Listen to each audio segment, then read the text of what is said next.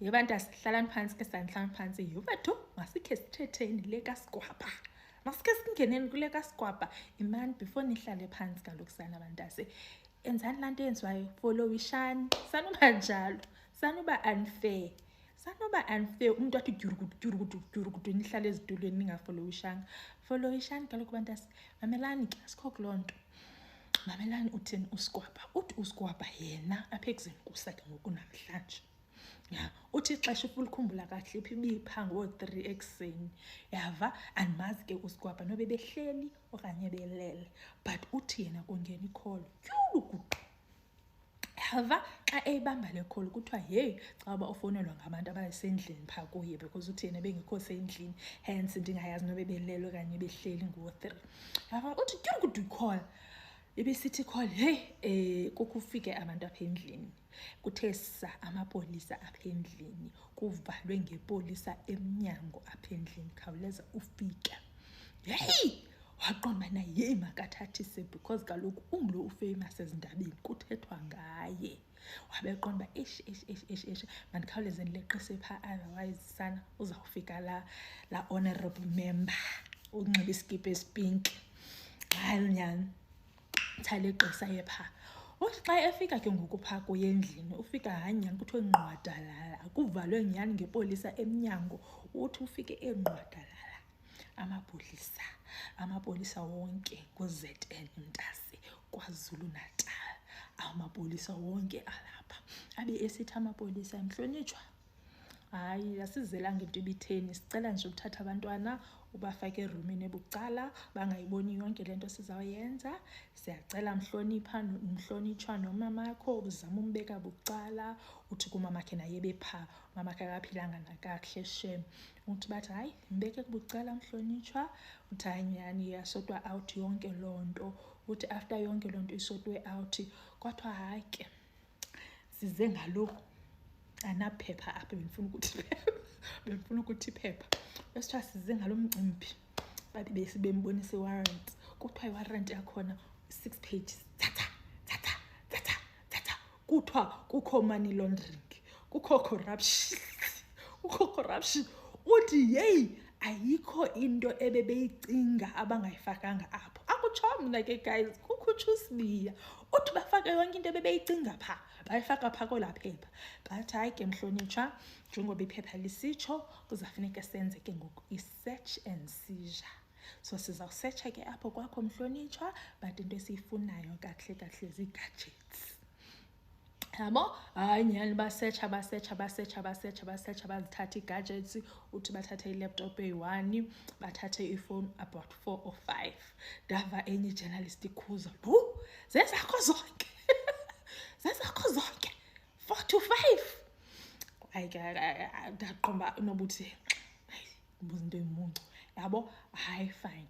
Uthi ke umhlonitshwa eyona nto ndixakayo ngayo yonke lento yokuthathwa kwezinto zakhe yeyoba naye bebhizi egooglisha ukuba epreparishela uMonday, because kaloku uMonday nguye oyovela apha kwi-ad hoc committee. So uthi bezama upreparishela uMonday. Uthi ke ngokuxakiwe ba izinto zakhe xa zithathiwe uzawupreparisha njani. Phofu uthi laptop ayinanto. Yabo uthi hayi akho nto bazayifumana kwi-laptop. Yabo so andiyazi ke ngoku noba ixhala lakhe zezifowuni okanye ithini into. Yabo kube kusithiwa ke ngoku kukho othe hayi man general ingathi udandathekile emphefumlweni, ingathi ikhona into ekuhluphayo emphefumlweni. Wathi hey awuyazi wena. Uthi not that ndinomsindo but ndixhelekile apha emphefumlweni, ndixhelekile. Uthi bandijikela abantu phambi kwezihlwele. Kutsho uSibiya utsho apha kuthi uthi zandijikela ii-colleagues oko ngathi ujikelwa zii-wings zakwa-Chicken Licken esuswini. Uthi zamjikela ii-colleagues. Uthi ndothuka ndoma because mna ugqibela kwam umbona ufane Masemula mina naye sasirayithi. And kaloku remember uba uSibiya lo ngudeputy kaFani Masemula.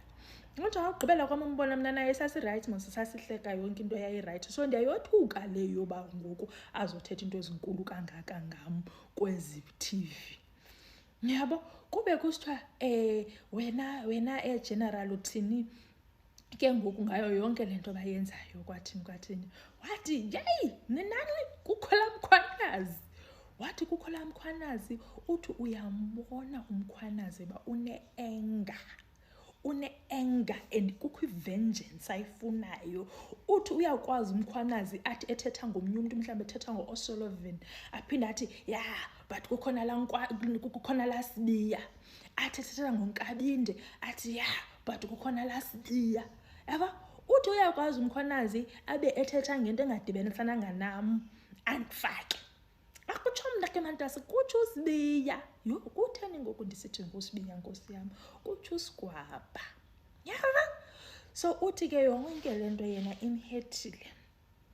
Yonke lento lena, but ke ngoku into endiye ndayifumana kwesa statement sakhe, uthi uzaya kwi-ad hoc committee ngoMvulo. Yabo? Uthi yena into angayifuniyo ufuna uba makatritwe fairly. Yabo? Uthi akazuya phaa kwi-ad hoc committee afike ayo-accuse abantu.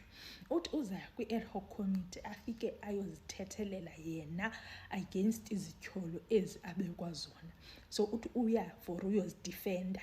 So uthi kule nto yenziwe ngumkhwanazi yena ufuna uba yi-bigger person. Kutsho uNkabini, kutsho uSibiya, apha kuthi yile nto ndimbiza uSibiya, le nto ndimbhuda, kutsho uSigwabha, utsho apha kuthi. Yani nani uthi uSigwabha into nobana yona eyona nto aqonda uba iza kwenzeka, uyarhanela banyani uzawubanjwa. But into ayicelayo yena ufuna utritwa fairly, makatritwe as if noko ngumntu onesikhundla esipoliseni, angatritwa nje. Yaba? Uthi angatritwa nje, uthi noba bazambamba bangayenzi laa nto yoba bafike ngo-3 ekuseni ogqiba bamdubule bathi he was reaching for isibham. Kutsho yena into endiyibonayo mna endiye ndayifunda phaa kuye, wamkelile ba likhona ityala nalo. Wamkelile ba likhona ityala nalo ne.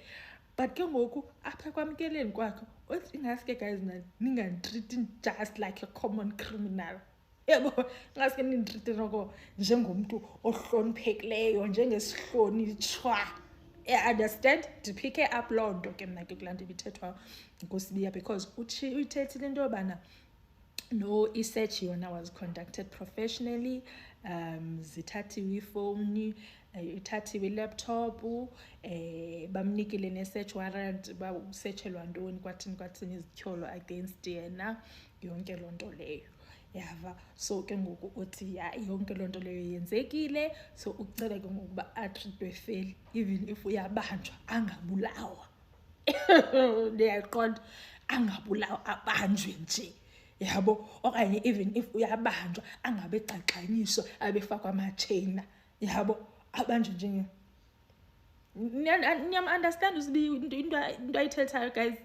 Uthetha loo nto kuSibiya ke bantasi. Sikuloo nto ke ngoku.